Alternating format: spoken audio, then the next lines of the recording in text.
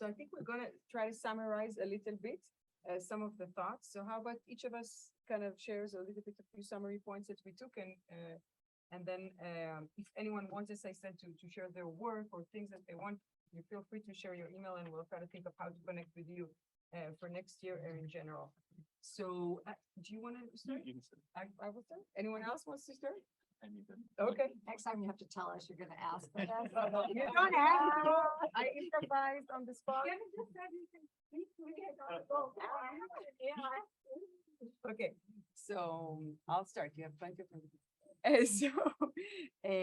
okay, so I think for me, a few interesting points I took from here. I love that what you said about the mirror, right? AI as a mirror, making us think about those deeper questions and exposing those deeper questions. It seems to be the questions that people cared the most in our group, in the group that we had, about the meaning of work, the meaning of humanity, and to try to reimagine that. So I would say one of the things that we are constrained with as social scientists is we were trained, or we are thought of to study what is out there, and not as much to imagine or what could be out there. And that's something that I'm thinking a lot about. Who is doing this imaginary work? Elon Musk and others are definitely doing that. And they're shaping what we see, and they're shaping us. Should we also take a part of that? So that's a big question mark, I would say, that I kind of took from this. And the second thing, I agree that trusting or not trusting AI, as many of you have said, it's an interesting question to ask in 2022. It was different 3 years ago, 5 years ago, 3 years from now, 5 years from now. Will that still be a relevant question? So I think we need to think about it more as a community. People still write about it, but I'm not sure it's the right way to think about it. So I would say that's something that it made me think. Anyone else wants to? Yeah, I mean, I think some of the points, the trusting and non-trusting, I think that's a point I also noted down. I think that is, yeah, it's a little bit different for AI, especially when the rules are created by the algorithms rather than that we put it in there. And so that creates a lot of issues, or it opens up a lot of cans of worms. So that is one point. And I think that, you know, the kind of question, I mean, somebody also mentioned about learning from AI. What I mean, it's opaque, but also what can you do? I mean, so that's another interesting aspect as well. And yeah, so yeah, these are the two that maybe I'll leave some others. Try to speak. I'll just go briefly. A couple things I found to take away for myself. One, I love this point about how, not that I haven't read it before, but Google putting us in filter bubbles and you connecting that to creativity, and therefore we're being forced into convergent versus divergent thinking as scholars was really interesting to me. The other thing is this algorithmic environment. I'm seeing in the healthcare setting, just, you know, this thing where we have to connect to EHRs, we have to connect to Zoom, we have to connect to all these technologies. So I love this idea of like, how do we deal with that as developers, this persistent instability? And thank you for pointing out that we should look to the entrepreneurship literature, since they have thought about that question. And then finally, just personally, I love this point about creativity being about bearing our soul. It makes me think, what am I doing to bear my soul? Because I love that idea.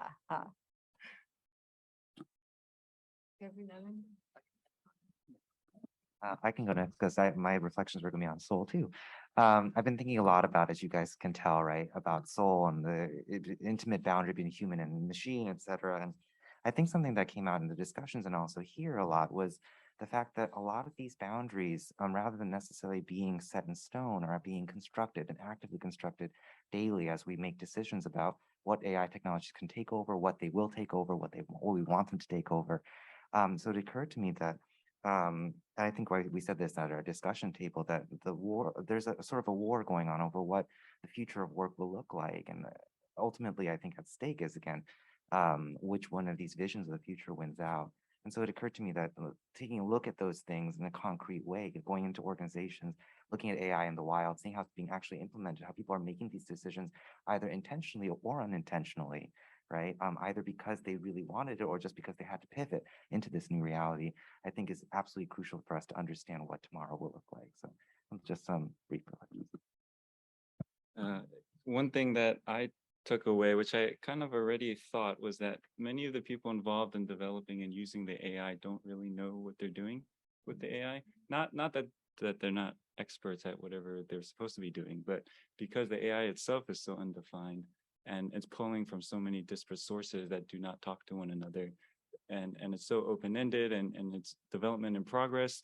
You know, they're really trying to figure out themselves what applications to put it for, how to design it, who to work with, while we're already using the services, you know, while the services are already out there.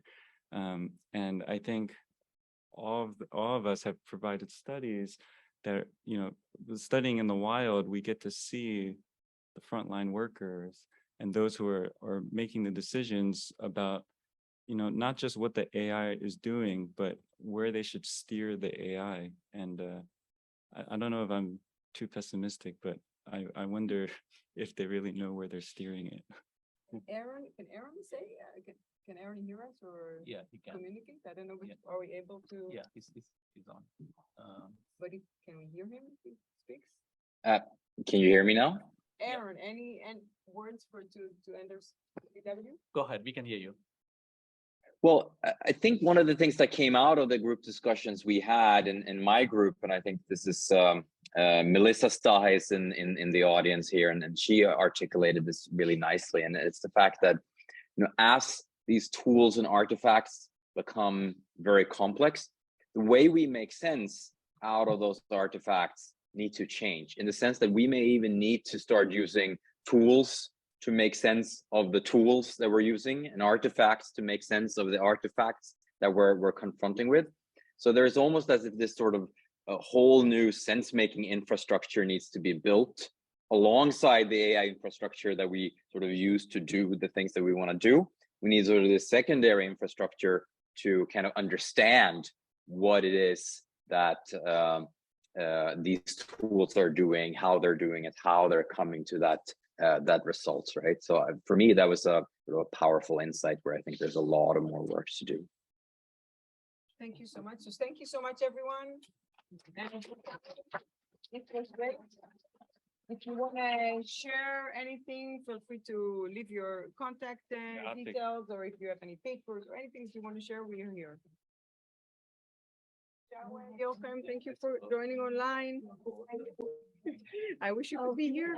One of my co-authors. See ya.